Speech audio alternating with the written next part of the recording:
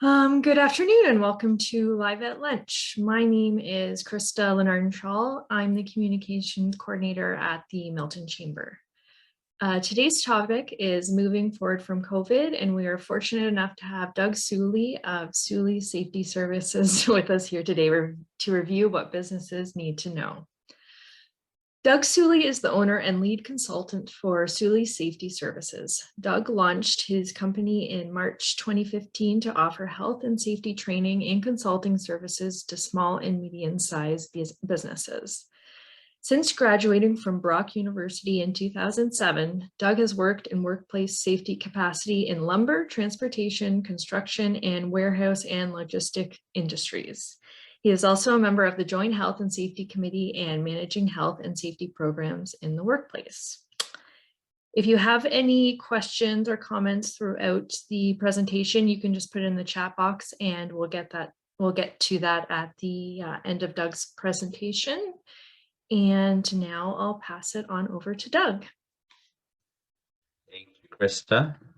Good afternoon, everyone. I guess it is afternoon now. We're right just past the lunch hour here. So as Krista mentioned, my name is Doug Suley. I run a health and safety consultant firm, Suley Safety Services here in Mississauga.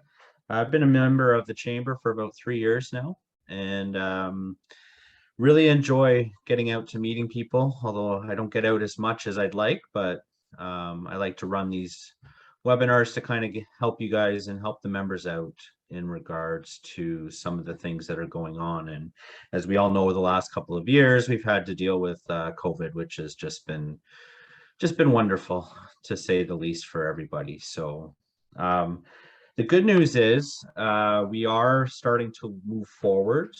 We are starting to see that things are getting back to normal. Businesses are opening back up. Shutdowns are not being talked about on a regular basis.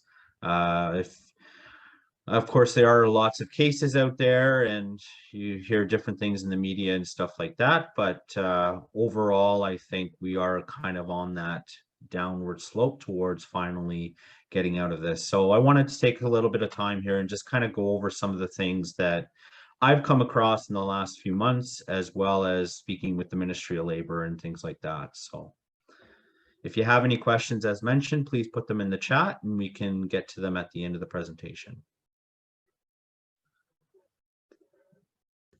So following the peak of the Omicron wave, on January 20th, 2022, the government released details of its steps to cautiously and gradually ease public health and workplace safety measures, starting on January 31st.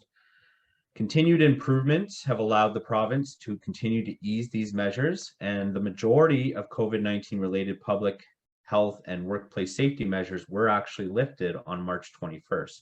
However, there are some exempted industries and businesses that were required to maintain their current COVID measures until the end of April.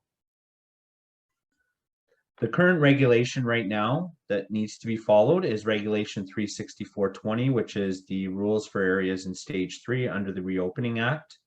There has been a new schedule that was entered into law, Schedule 4, which is general rules at the roadmap exit step. So this applies to all businesses, even the exempt businesses. This is the regulation that needs to be followed as we move ahead here. So some of the exempt industries that are still required to have COVID measures in place and enforced include public transit, long-term care homes, retirement homes, hospitals, including your private hospitals, other healthcare settings such as clinics, congregate care settings, and shelters. So for these settings, it has been mentioned that the Reopening Ontario Act will expire on April 27th, 2022. And at this point, it's expected that these measures are going to be made not mandatory, but more recommended at that point in time.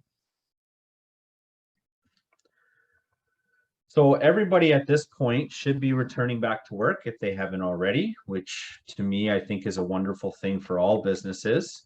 I know there have been a lot of struggles, not only with COVID, but also some of the effects of COVID, including hiring and not being able to retain staff or hire staff for the positions needed. But one thing that it's never really gone away, but I think COVID kind of took like the forefront. But now that we're kind of moving forward here, we need to remember the Health and Safety Act and regulations that have continued to apply, but will be strictly enforced on a more ongoing basis as we move forward. The Health and Safety Act, one of the main components is that it requires the employer to take every precaution reasonable in the circumstance to protect the health and safety of workers. So in the past, this was simply things such as WMIS. It was putting procedures into place to make sure that the workers were working safely. They knew how to work safely. They were provided training and information and instruction.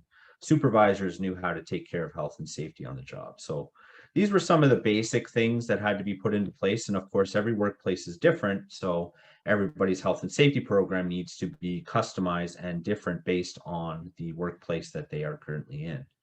But as we've gone through COVID, and one of the things really that I hope doesn't happen is that we just forget. We'd all love to forget, but I hope that we don't forget some of the things that we've had to do. Okay. And the government at this point has come out and stated that workplaces are required to make sure that they review the hazards having to do with potentially being exposed by infectious diseases. Okay, sorry about that. So as the employees return to the workplace, they're worried about protecting themselves and their loved ones. Okay, some people, I think everybody is at a different scale when it comes to some of the loosening of some of the measures and how comfortable people are. I think there are still concerns about spreading and catching COVID-19 in the workplace. Job security, nobody really knows. And we have heard lately that if you have been following the news, that the cases are going back up, which was expected, of course, as you loosen measures. But because of the history over the past 2 years, I think people do have some concerns that you never know what could end up possibly happening. Quality of childcare and mental health concerns are some of the biggest things that have happened to families and by extension, basically workplaces because of the workers that are coming in. Employers have a responsibility to provide the safest work environment that they can. And this includes both from a physical health and safety standpoint, as well as a psychological health and safety standpoint. So what is next? You know, the last 2 years, we've been trying to follow these guidelines that have been changing almost daily. And I'm sure for all business owners, it's been frustrating. For myself, even as a safety consultant, it's been quite the challenge having to update consistently and update them on a daily basis based on new trends and new things that are coming up or things that are changing. COVID is more in the evolving phase at this point. I don't think we're necessarily in the pandemic, but it is evolving. We have heard about the subvariants for Omicron. It's evolved in the sense that most people are vaccinated now. 2 years ago, we were not at that point. So a lot more stricter measures were required at that time.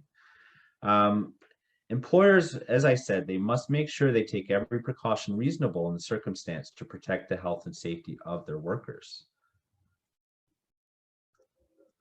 So what are the current requirements? So the ministry released a guideline at the end of last week, that basically they've kind of decided here's what needs to be done for the workplace as we move forward. So the first thing is one that I mentioned earlier. An employer is required to assess the workplace. So they must make sure that they assess the workplace in consultation with a health and safety committee or health and safety representative, if there is one present in the workplace, to determine what they need to do to protect the health and safety of their workers. So this is not only from a health and safety standpoint, but they do still need to review any potential for COVID exposures and how to mitigate those or eliminate those issues from arising. So this supports the workplace internal responsibility system, which ensures everyone in the workplace has a role to play in keeping workplaces safe and healthy. Under the law, the employers must provide their workers with information, instruction, and supervision. So to do this, employers must determine what kind of information is appropriate with respect to COVID-19 controls, which includes the provision of information about respiratory infections in general, basics of infection control, such as hand hygiene, and signs and symptoms of COVID infections. Based on this assessment and consultation, the employer may choose to voluntarily maintain COVID precautions that exceed the minimum requirements of the plan to safely reopen in Ontario. For example, an employer may choose to maintain passive screening or a modified version of a COVID safety plan for the workplace. The contents of the precautions will vary, and this is according to workplace hazards, applicable regulations, and reasonable precautions appropriate to the circumstances. So basically, in essence, the government has kind of taken it from requiring it and mandating it to putting it on the employers to decide what they feel they should be doing to help protect their workers from COVID-19. So employers, as you've seen in many different restaurants or different businesses and establishments that maybe you've gone into or you've spoken with, there are varying degrees of how strict or how severe that these places are putting different measures in, such as masking, such as screening. So we're going to go through some of these things, and I'm going to provide a few recommendations based on my knowledge and what I feel is probably going to be best and help you adapt in case something goes the other way. So for screening of workers, patrons, or clients is actually no longer required under the Reopening Ontario Act. This includes both active screening of workers prior to entering the workplace, such as questionnaires or temperature monitoring, and passive screening that includes signage and specifically informing on what to look for COVID-19 to your workers. However, workers, patrons, and clients must be told not to come in if they're sick to protect the general workforce and workplace. So this could be done through something such as if you have a reservation system, making sure that on your reservation system it still says, if you have symptoms of COVID-19 or if you are sick, do not come in. Please call us to reschedule. For workers, it's reminding them, providing information and instruction to make sure they're aware that now that this has been taken out, it doesn't mean that someone can walk in with full-on cold or flu symptoms. They shouldn't be coming to work. We've gone 2 years and started to realize that when people don't come to work when they're sick, the workplace is able to function and the workplace is able to stay open. When you have workers coming in who might be sick, it could lead to potential shutdowns and closures of businesses because of how quickly some things can spread. With regards to sanitizers and cleanliness, my recommendation really is to maintain these cleaning and sanitizing activities to protect the workers from infectious diseases, including COVID-19. This includes providing sanitizer at most entryways, providing sanitizer to workers, providing wash stations to make sure that they are able to wash their hands regularly. A worker must use or wear the personal protective equipment that the employer requires. So whether it is safety boots, whether it's a reflective vest or a hard hat, or in this case, whether it is a non-surgical mask or even a far more serious mask, such as a respirator. The employer must also comply with any relevant regulatory requirements for PPE. So if you have workplace health and safety concerns about PPE, an worker should report it to their supervisor or employer. Some of the questions that could come up about voluntary use of such equipment should also be directed to the employer or supervisor, health and safety representative if available, or a joint health and safety committee if it's been set up in the workplace. So just a quick note, if you have 6 to 19 workers, you're required to have a health and safety representative that represents the workers.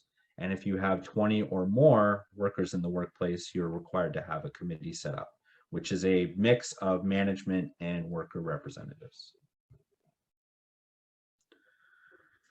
You also have vaccines. A lot of people, I would say the majority of Ontarians have all gone out and gotten vaccinated and are fully vaccinated. Some may still be holding out with 2.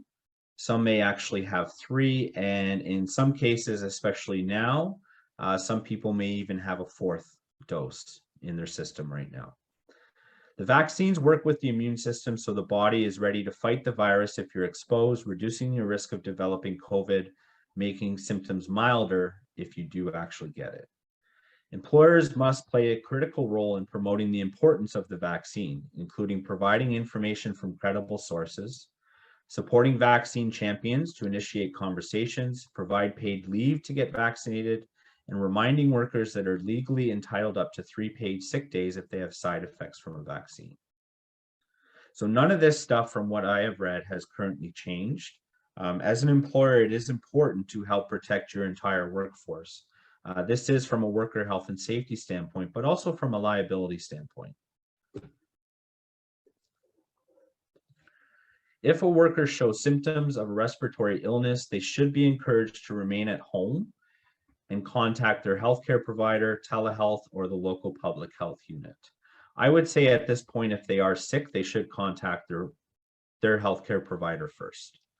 The employer is required to take every reasonable precaution to protect the health and safety of workers and needs to do a risk assessment to determine if other workers have been at risk of transmission based on contact with an affected worker.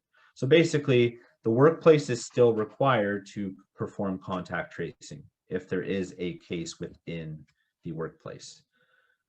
Public health may require additional steps based on the results of the assessment, such as sending coworkers who were exposed home to self-isolate or self-monitor and report any COVID-like symptoms.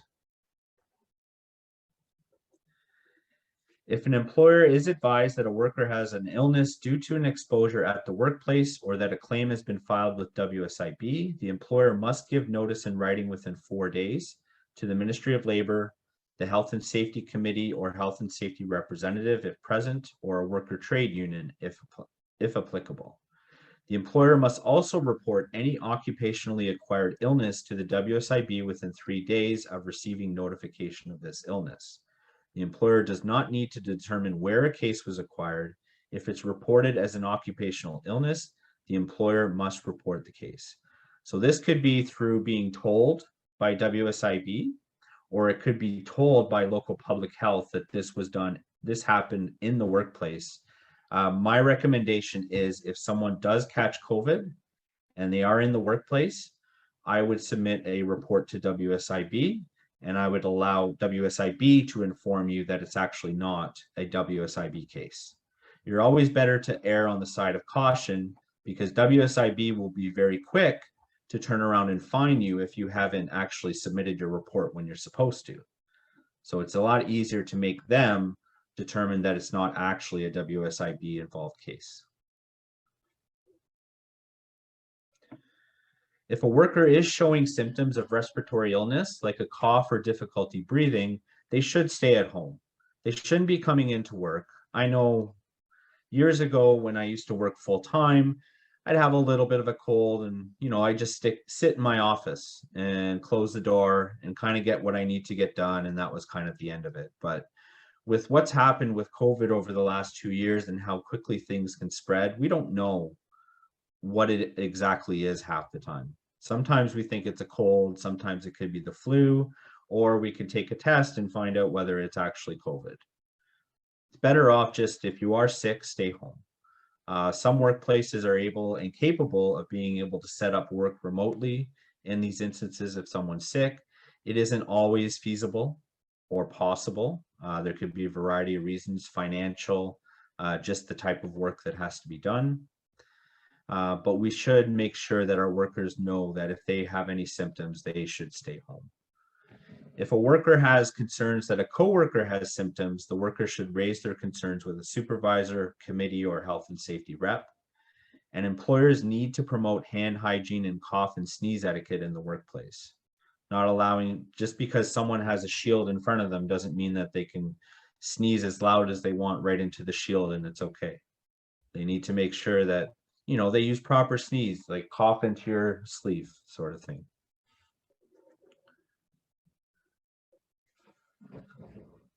So if a worker is posing concerns about about a worker with COVID.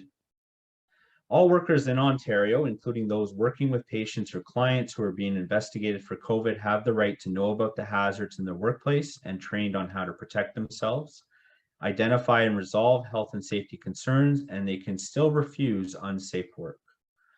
Employers have a duty under the Act, including ensuring the equipment, materials, and protective devices as prescribed are provided and maintained in good condition. They're required to provide information, instruction, and supervision to a worker to protect their health and safety, and they must take every precaution reasonable in the circumstance to protect a worker. As I mentioned, in some cases, a worker does have a right to refuse unsafe work if they do believe that it is unsafe. If a worker is refuses to do the work that they believe is unsafe, the worker must promptly report it to their supervisor, stating that it's a work refusal and stating why they are refusing to do the work. It's also important to make sure that an employer and supervisor is aware that they are not permitted to punish that person if they are reporting it as unsafe. So it is important that the following workplace parties are aware of the procedure that must be followed, including your employers, supervisors, workers, members of the committee, or health and safety rep. Basically, a work refusal, the worker reports, the supervisor investigates and tries to correct the issue. If the worker still feels that it is unsafe, the supervisor can ask someone else to do the work, or they can ask the worker who refused to do something else, but they do have to inform the worker doing the work why the other person refused. At that point, the Ministry of Labor also needs to be called in to investigate.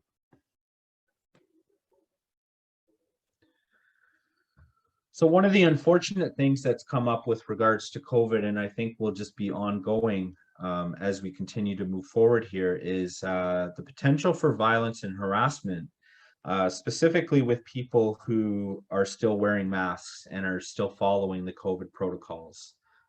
We all may know someone specific, but we all know there are people that are on varying different scales in regards to their belief and how serious they are about this. Canada's criminal code deals with matters such as violent acts and threats, and the police should always be contacted in any of these situations. Harassment may also be a matter that falls under the criminal code or Ontario's human rights code. In the event of harassment or threats or act of violence, you should always contact the police. Under the Act, employers have responsibility to take every precaution reasonable in the circumstance to protect a worker. As I said, this includes assessing the risks and implementing multiple control measures to address the risk of COVID transmission, as well as the risk of workplace violence where the hazard may exist. Workers could potentially face harassment from other workers or the public because they are still wearing a mask. Workers must be able to come to work free of harassment, and it is on the supervisor and employer to make sure that these potential hazards are mitigated, whether they're eliminated or controlled through other measures. Some people, as I've driven along, in the last few months, I have definitely gotten a little more lax myself. Others have probably felt the same way. Others have probably they've never believed to begin with. While others, I think it's going to take a long time for some people. And I think it's just, there's the fear, and, I still drive around and I still see people in their car wearing their mask, and I still see people that have their mask on outside when they're walking around everywhere. And, it's not my place to turn around and tell them they should take it off. It's not my place to turn around and ask them why they're doing that. I think we all need to remember with this is we all need to be kind, and we all need to make sure that everybody's comfortable. And if you have workers who still choose to wear a mask because they feel more comfortable wearing a mask, then as an employer, you should make sure that you encourage that. So I guess really the summary here is, we've learned a lot over the last 2 years. We've learned a lot of how to try to prevent potentially infectious diseases, whether it's COVID, which is what we've dealt with, or even lesser ones such as the cold or flu. We know that if we stay home when we're sick, We know that if we wear a mask in certain situations, we know that if we maintain physical distance, and we know if we practice proper hand hygiene, there's a very good chance in a lot of cases that we can make sure that we stay healthy. We know that in the summertime, some of these things don't pop up quite as much, whereas in the fall and the winter, we've always known it's been flu season. But now this has basically reinforced it that cases always go up as we get into the fall and people move indoors. Employers need to make sure that they have assessed the hazards in the workplace and develop measures and procedures to protect their workers, whether this is general health and safety requirements, specific workplace requirements, or potentially infectious diseases in COVID-19. We aren't quite out of the woods yet, but we do need to make sure that we're diligent on this so that we don't go in the other direction.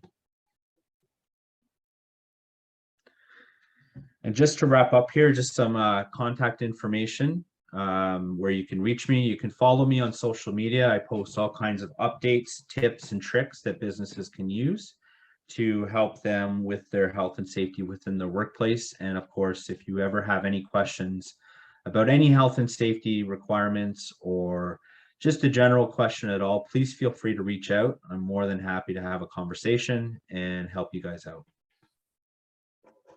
Thanks, Doug. If anyone has any questions, they can put it in the chat box. I'll just give it a moment. I have a question for you, Doug. In terms of the liability of a business, what happens when an employee becomes very ill, even though all the precautions and requirements have been taken? It can happen.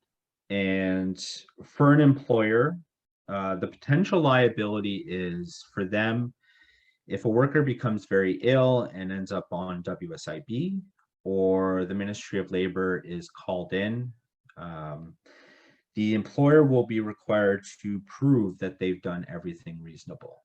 And at this point in time, reasonable isn't just compliance with the law. So it's going above and beyond the law to make sure that you've done everything reasonable under the circumstance. So for example, it could be making sure workers are still wearing masks in certain situations, making sure break schedules are still set up so that it's minimal people on break at the same time, keeping things such as barriers and stuff like that at point of sale spots to help protect the workers from clients as they're coming in to pay for their goods and stuff. Training workers. One of the biggest things that causes a huge issue with liability is not providing proper training or not providing proper instruction. And it could be something that seems as simple and small as just, you need to wear your mask, you need to make sure you stay home when you're sick. But these things can all add up over a period, and if something happens, that's when everything comes out. And you want to make sure that you're proactive in doing all this and set up and making sure that it's being done rather than trying to react after something has happened. Thank you. Okay.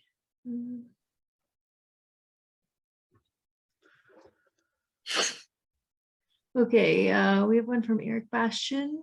I think when it comes to referrals, what is an example of a bread and butter referral? A bread and butter referral. I think a bread and butter referral is someone who basically is looking or sees a need to improve their health and safety and wants to commit to doing something to actually improve it. That's kind of what I look for bread and butter referral, because that's someone who is wanting to work with someone and has questions and wants to improve. So perfect. Okay, well, thank you, Doug, on behalf of the Milton Chamber and everyone watching. This Live at Lunch and all past Live at Lunches and webinars are available on the Milton YouTube channel.